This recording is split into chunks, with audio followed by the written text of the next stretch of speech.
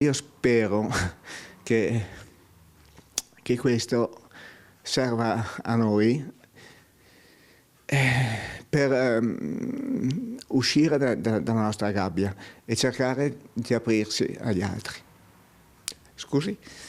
Si commuove il dottor Attilio Ceschin, il dentista di Vittorio Veneto, presso il quale Susanna Recchia lavorava da 10 anni e che avrebbe dovuto riprendere il lavoro proprio questa settimana.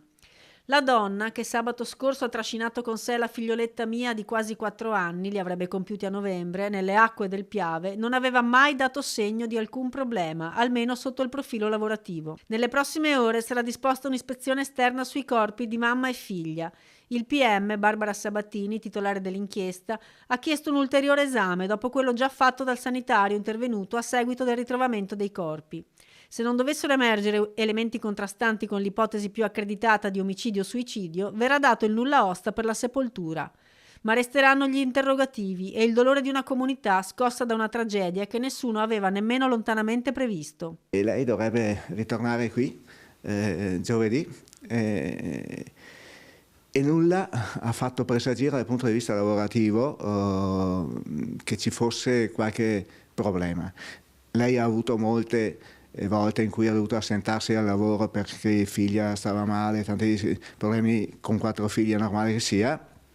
Lo faceva solo se costretta, tante volte l'ho vista chiamare per urgenze per la figlia, però il lavoro l'ha sempre gestito in maniera molto professionale. Una donna solare e bella, sulla quale il male oscuro si è abbattuto in modo implacabile. Da circa un mese la sua relazione con Mirko De Osti, il padre della piccola Mia, si era interrotto e la situazione l'aveva lasciata molto provata, anche se non lo aveva mai dato a vedere, fino al tragico epilogo. Una persona estremamente tranquilla, solare, sempre sorridente, molto ben disposta a trattare i pazienti in maniera colloquiale, amichevole. Difatti ho avuto dei messaggi dei pazienti che mi hanno commosso perché la ricordano come una persona bella, simpatica.